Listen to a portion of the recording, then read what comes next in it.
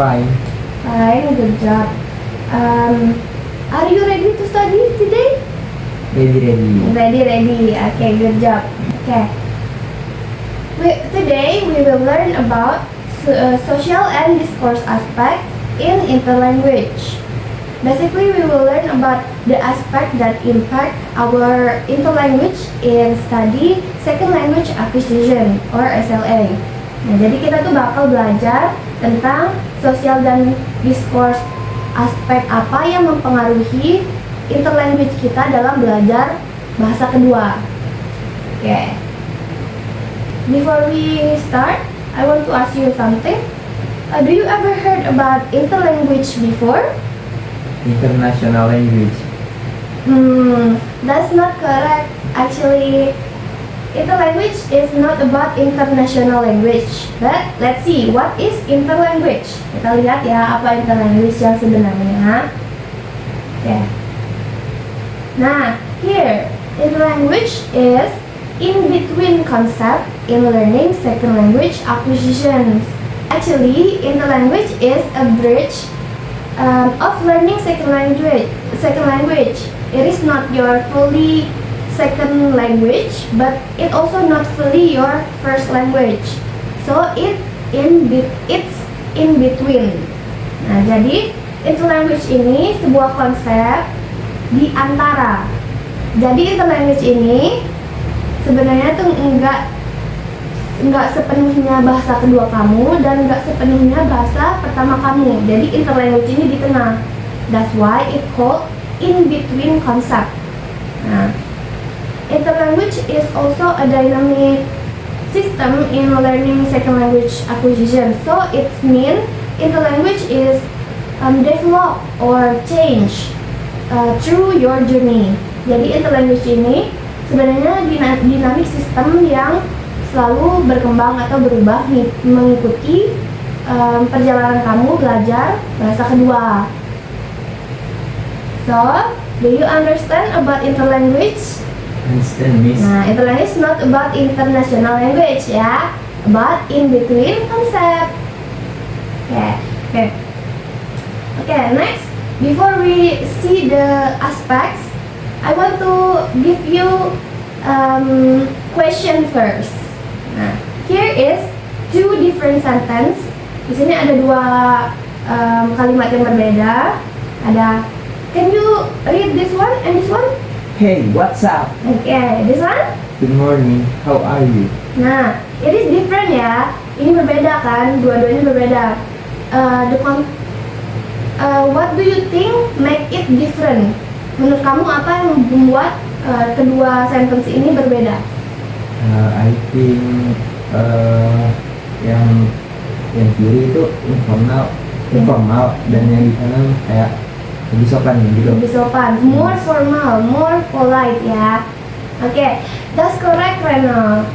Nah, in the first one, we talk to our friends like this. We usually talk to our friends like this ya. Hey, what's up? Langsung aja, directly kayak langsung aja. Hey, apa kabar bro? Like that.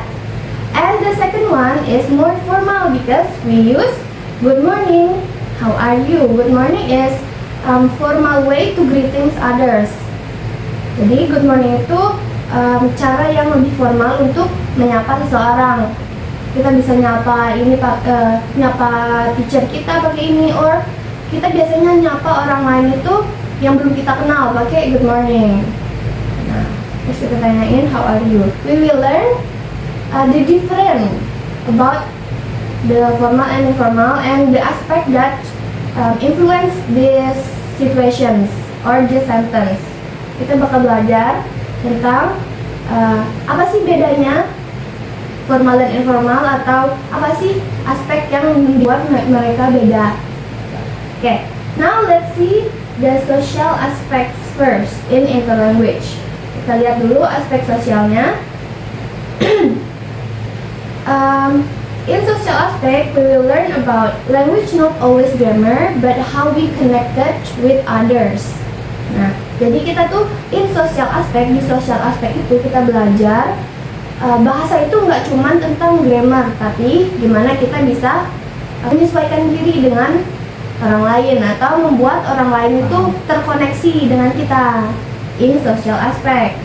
Nah, what the aspects? First, ada language shows identity. What comes on your mind when you heard about identity? Apa yang ada di pikiran kamu ketika kamu dengar identity? I think identity it's my personality. Basically, it is correct. Your identity is your personality, but in social aspect, your personality shows how you talk to others. Nah, jadi personality kamu tadi bisa ngasih tahu gimana cara kamu menggunakan bahasa kepada orang lain.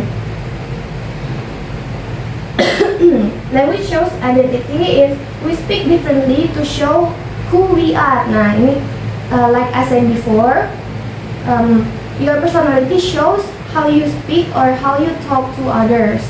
Itu bahasa ini tuh bisa dipengaruhi sama personality kamu atau kepribadian kamu. As example, you are Bangkanis, right? Kamu orang Bangka? Yes. Nah, you can speak in English, but in Bangkanis accents, in interlanguage, it is totally okay. Nah, kalau kamu orang Bangka terus belajar bahasa Inggris, mau pakai aksennya Bangka, itu nggak apa-apa banget di interlanguage. Jadi it's totally okay. Tapi, but you have to make sure others people or who you talking is understand what you say. Nah, jadi walaupun pakai aksennya Bangka, that show your identity, kamu harus make sure juga orang lain itu ngerti apa yang kamu bilang. And next, formal versus informal language. This is that we analyzed before. The sentence that we analyzed before. Sentence yang udah kita analisis sebelumnya tadi, yang ini. This one. Nah, formal versus informal. Nah, in interlanguage, we change language because the situation change. Nah, formal versus informal ini talk about the situations. Nah, jadi di interlanguage kita harus lihat situasinya juga to talk or to speak to people. As example, how we talk with friends and how we talk with teachers. It's different, right?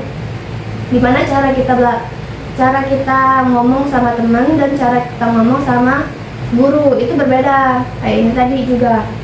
Nah, ini berbeda. Jadi when we talk in English or when we talk in our second language, we have to see the situation first. Jadi kita harus lihat situasinya dulu sebelum kita ngomong pakai bahasa kedua kita. Next is code switching. Okay, you ever heard about code switching before? No, miss. No, yeah. Okay. Actually, code switching is when you use your second language and then you switch it into your first language. It is called code switching. Jadi kamu pas ngomong bahasa kedua, terus tiba-tiba lupa bahasa Inggrisnya apa atau bahasa keduanya apa. Jadi kamu tiba-tiba switch itu apa? Mengganti ke bahasa pertama kamu. As example misalnya, I wanna eat nasgor gitu, like that. You don't know the English of nasgor, so you just say nasgor. But actually in English, nasgor is fried rice gitu. That is code switching. Why learner switch language? The reason is one, not enough vocabulary. Nah, usually people or learners do code switching because they have limited vocabulary. Jadi orang biasanya nge-switch bahasa mereka karena kosakatanya kurang atau kosakatanya terbatas. And then two, want to feel close or more friendly.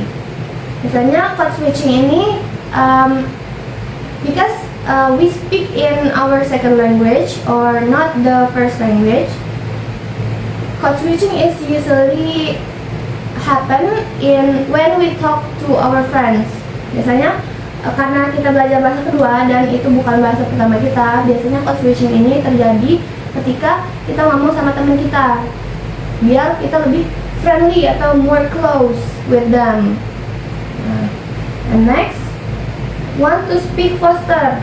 Nah, code switching is happening because we want to speak faster. Kita mau ngomongin cepet-cepet, jadi kita we construct the words or we construct the sentence in the fast way. So you do code switching. Jadi ketika kita nyusun kalimat itu buat diucapin, kita maunya cepet-cepet supaya ngomongnya juga cepet. Nah, biasanya itu mempengaruhi code switching. Next, let's see the discourse aspect. The discourse aspect is talk about how we construct sentence in some conversation following the context. Nah, basically discourse aspect ini kita belajar gimana kita nyusun kalimatnya sesuai dengan konteks yang bakal kita omongin atau sesuai dengan situasi yang bakal kita hadapi ketika kita berbicara. What's the aspect? Apa aja aspeknya? 1. How learner organize sentence and ideas. Nah, di discourse aspek ini kita belajar gimana untuk menyusun kalimat dan apa yang bakal kita ucapin. Nah, how to do it in good way, gimana cara melakukan organize sentence ini dengan baik. Don't always try to use perfect grammar, but try to put ideas in right order so people understand. Nah, jadi jangan terpaku pada grammarnya harus ini pak, harus pakai ini kah, harus pakai itu kah, but you have to organize the idea first. Kamu harus nyusun poin apa sih yang mau diomongin dari ini ke ini, itu harus beraturan, harus terorganize. Nah, next is keep conversation flowing. In this aspect, try to keep the talk going, even if you don't know every word. Nah, jadi just talk, just say what you want to say. Kamu ngomong aja nggak apa-apa, ngomong apa yang mau kamu omongin. Jangan berhenti-berhenti, jangan mikir kayak ini udah benar belum, ini udah benar belum yang aku omongin, or what the words ya, apa ya bahasanya in English. Just keep conversation flowing. That's okay if you do the code switching or something like that. How do we maintain to keep the conversation flowing? Gimana caranya kita tetap membuat pembicaraan itu berlangsung gitu. Nah, this is the tips. Number 1, using simple words. As a learner, you can always using the simple words. That's okay in interlanguage in discourse aspect.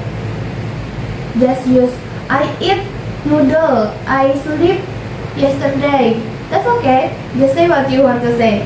And then next is repeating. Repeating itu that's okay if you repeat the same words or the same pattern of sentence. Gak apa-apa kalau kamu mengulang-ulang kata yang sama atau mengulang-ulang penyusunan kata yang sama. It's totally fine when we learn in second language acquisitions. Number 3, asking for help. Nah, this one is important. You have to. Sometimes we don't know the words or we don't know it is we do it correct or not. That's why we have to asking for help. Nah, jadi kita bisa nanya, ini udah bener belum, minta bantu gitu kan. Ini apa ya bahasanya? Gimana ya aku ngomongnya? That's okay in learning second language. And last is using gesture. Using gesture we actually do this in in our first language and our second language. Biasanya kita juga di bahasa pertama kan kita using gesture ya, biar orang ngerti. Nah, in second language also you can do a gesture to make people understand. Okay, using gesture, that's okay. It's totally fine in another language. In second language acquisitions to make the conversation flowing, biar conversationnya terus berjalan. Nah, next is focusing on meaning first, grammar develop later. Nah, this one is also important when we learn a new language. Try to communicate the meaning first, what we want to say first, not the grammar first. Jadi kita harus mengasih tahu when we talk to other people. Make sure they know what we want to say, the meaning of the talking ya. Make sure orang itu ngerti apa yang bakal kita omongin dan apa maksud kita gitu loh. Jangan terpaku sama grammarnya. Some people is always try to make the grammar perfect, but it's totally fine in interlanguage or in second language acquisition learning. Padahal sebenarnya grammar itu nggak apa-apa, nanti improve seiring berjalannya kita belajar bahasa kedua. Next is pragmatic errors. What is pragmatic?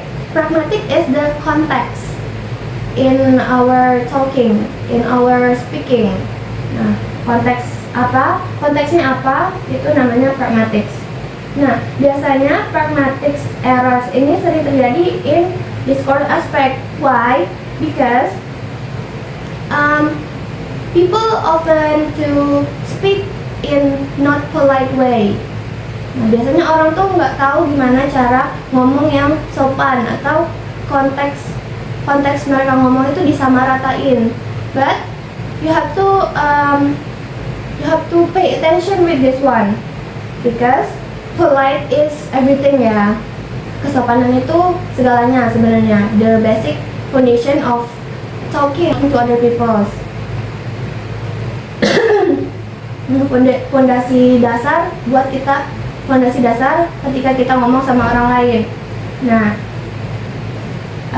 as the example, give your pen. When you talk other people too directly, it's not polite. Jadi kalau kita langsung kayak nunjuk itu tuh, mau itu nggak polite, ya nggak sopan kan, kurang enak juga didengar if we talking to other people. Nah, we can say, can I borrow your pen gitu, that's more polite, so lebih enak juga orang lain dengarnya when we talking in the polite ways. Okay.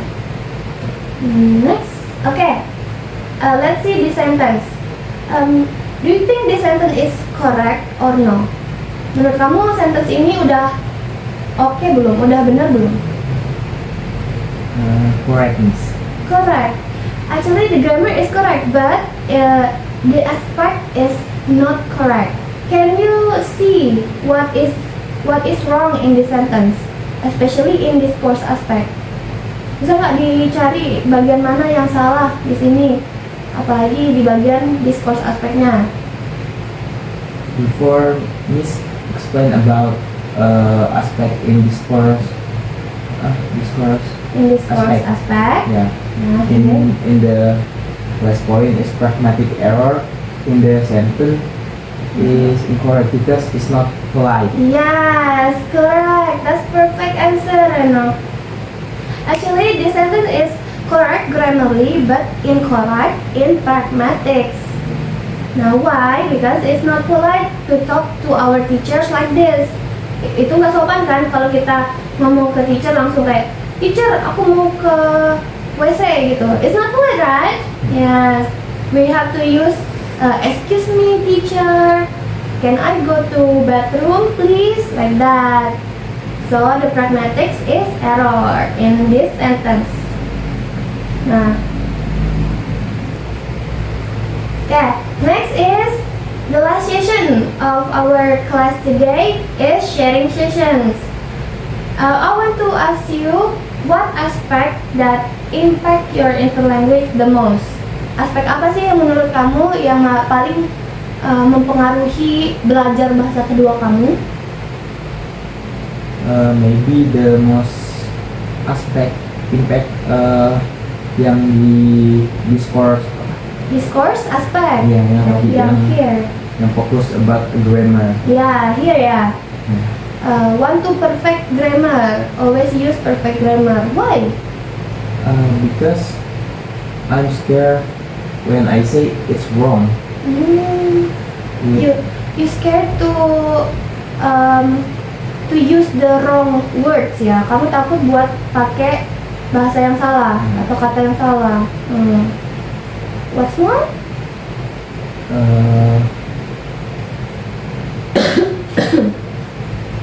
Which one?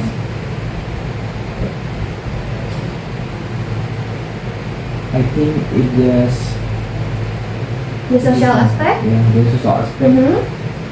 I think they call it switching. The code switching. Do you often do code switching your language? Kamu biasanya sering switching language ya? Yeah. Yes. Because I'm not the number one. Is not vocabulary. Not enough vocabulary. You have limited vocabulary in Yes. second language. Yeah. Actually, it's totally fine when you feel that way. As we know, we still learning ya. Kita juga sedang belajar, so that's okay if you don't do the perfect grammar or you do code switching the most. It depends on your consistent. So when you consistent in your second language learning, it will give you the perfect result of your learning process. Okay. Thank you, Rena, for coming to my class today. I hope our class today helps you to improve your second language acquisition learning process. See you next time. Bye bye. Yeah, thank you, Miss. Yeah.